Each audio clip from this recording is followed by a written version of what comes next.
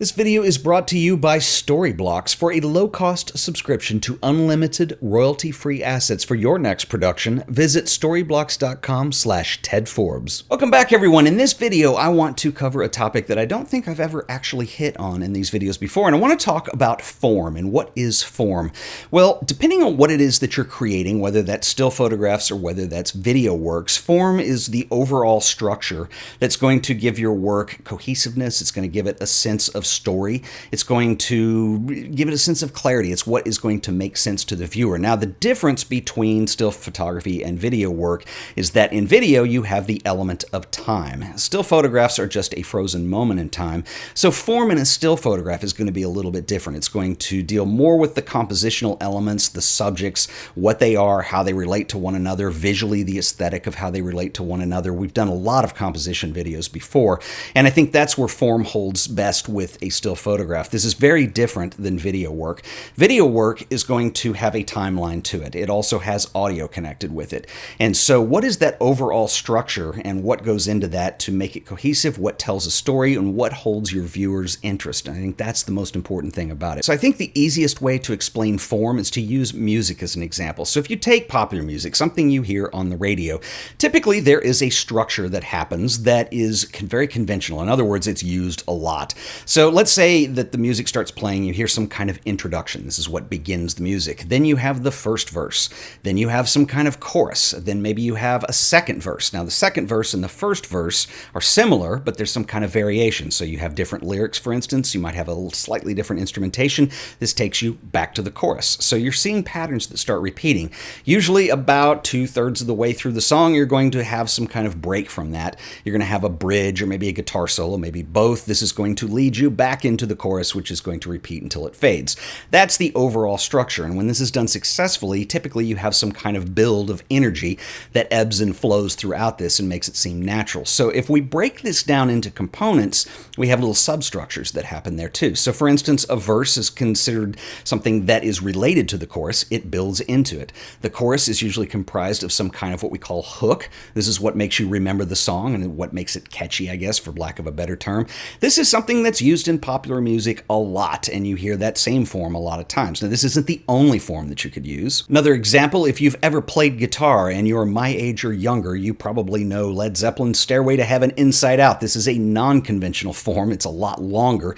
And what Stairway to Heaven is it's a bunch of sections that are comprised that have form within them, and each one leads into the next, which builds and builds and builds until you have this amazing guitar solo, and then you have this rocking section, which at the very end drops all the energy completely, and then you have a repeat of She's Buying a Stairway to Heaven, which actually is a motive from the first part of the piece. But that is a non-conventional form, but there's still structure there as this song builds, which is one of the reasons that it's so popular. So taking this example of form in music is pretty easy to apply to another time-based medium like video, or I suppose we should be calling it film at this point. I also think it's important to understand that there are different types of video. So when we talk about short form content, like maybe something you're looking at on YouTube, this is designed to hold the viewer's interest and communicate something in the range of maybe 5 to 10 minutes, maybe a little bit longer. Then you have longer form content. This might be something like a movie, where you have content that is actually designed to tell a story and hold interest over a period of, let's say, 2 hours. It's much longer form. And then you have something that is very popular today, thanks to the resurgence of things like Netflix, where we've brought back the whole serial idea, where you have something that is going to be a drama, let's say, that holds your interest through an entire season that is divided up into serial episodes. Each one leads into the next. If you just pick up in the middle, you may not know what's going on. So it's a different type of long form content. And so if you were actually binged each one of these episodes end to end, it could be a total of like between 12 and 24 hours. But they're designed to be digested in hour-long chunks. Now, if these are successful, and if you design your form correctly, each one of them ends leaving you with some kind of question or some kind of reason where you were dying to watch the next one. And I think there's so many people who are making content for Netflix that do this really well right now. I mean, you know all your favorite shows, but that's a very different type of form. Form plays into the success of all of these things. Much like our musical examples, you can take long form content and you can subdivide that into smaller little chunks that make sense in their own form. So let's say you're shooting a scene of something. What are the elements that comprise a scene? You want continuity. It needs to make sense from what came before it, and it needs to lead into what's going to come after it. There needs to be some kind of energy build, probably through the scene, or leveling off depending on what the scene is and where you are. So what are the components that make that up? How are you telling that story? So remember, with video, we have audio. So what are those audio elements? Is the music appropriate? Is the sound effects appropriate to what it is that you're trying to tell? If somebody is going to sneak up on the hero and you don't want the villain to be shown, you probably, since they're not on camera, you need some kind of sound design to indicate that tension is building and they're being snuck up on. So something like that. Another technique that you might see a lot, that I've used a lot in my work, is this whole idea of using an establishing shot. This is something that I have talked about before. An establishing shot is just something that gives you a context of time and place. An establishing shot is usually done with a wide angle, but not necessarily all the time, but its purpose is to give you context. In other words, time and place, probably location. And so I'll give you an example. A couple years ago when I did the Artist Series, which was a series of short documentaries on living photographers, I visualized those as being a short series of documentaries, not interviews. Even though the interview was the key part of filming each one of those, I wanted to give it context. And so that was an element that I used, or a technique that I used, to set those up to make them look just a little more than just an interview. So for instance, when I did one on my friend David Brookover, he lives in Jackson Hole, Wyoming. He's an incredible landscape photographer. And I wanted to show that as we're getting into it. Chances are you might not know who he is. And so to give you a little bit of information surrounding that is really kind of important to setting that up. So what I did is I went out when we were in Jackson Hole and I did some landscape shots, and I did put all this to music. I had some shots of him with a large format camera, actually teaching a friend of his. So I wanted to use these establishing, and this all led up with music to build into essentially the first line of what he was being interviewed about. So it makes sense and it gives you something poignant to think about if it's successful. So that was a technique that I used. I'll give you another example of this, that I used to be the biggest Seinfeld nerd in the world. I watched a lot of Seinfeld, right? It's a great comedy, and it is set in New York City, usually in Jerry Seinfeld's apartment.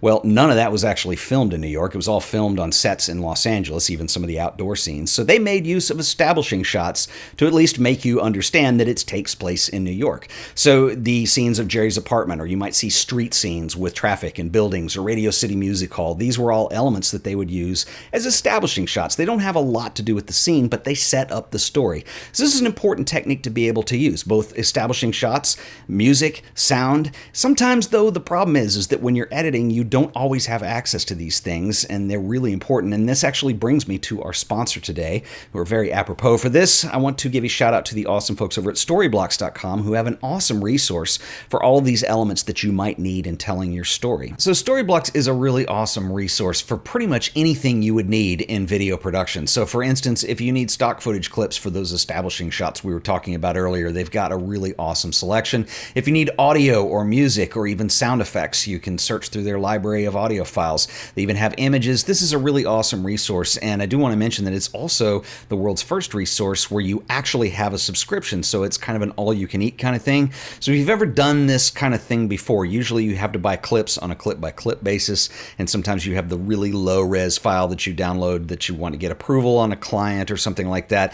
Well, now you can just get the full-res clips every time, and like I said, you get unlimited access to the entire site. So let's say that you do a film that's based in New York and you need a cool establishing shot. Let's just use the search. I'm going to type in New York and New York City, and we're probably going to get a wide range of stuff, and here it is. We've got people shots, we've got helicopter shots, we've got drone shots, we've got subway shots, whatever you want for your establishing shot. You can download these. You can piece a couple different ones together to really get a good establishing shot scene going. This is a really awesome resource. And another thing that they really have that's cool is animated backgrounds and also After Effects templates. So if you ever do any types of client work where you need kind of visual elements where you're going to put text on the top and things like this is a really awesome resource, because a lot of times with stock photography, stock video, this stuff is not that great in quality, and that's not the case with Storyblocks. Their stuff is really pretty awesome. Of course, if we go to the After Effects template sections, they're also available for Apple Motion and Premiere Pro, but these are all template based. So if you want to get something that's a logo reveal, for instance, what you're going to do is you can source through these, find one that you really like, and let's say you want something like this one, which has the color flow going.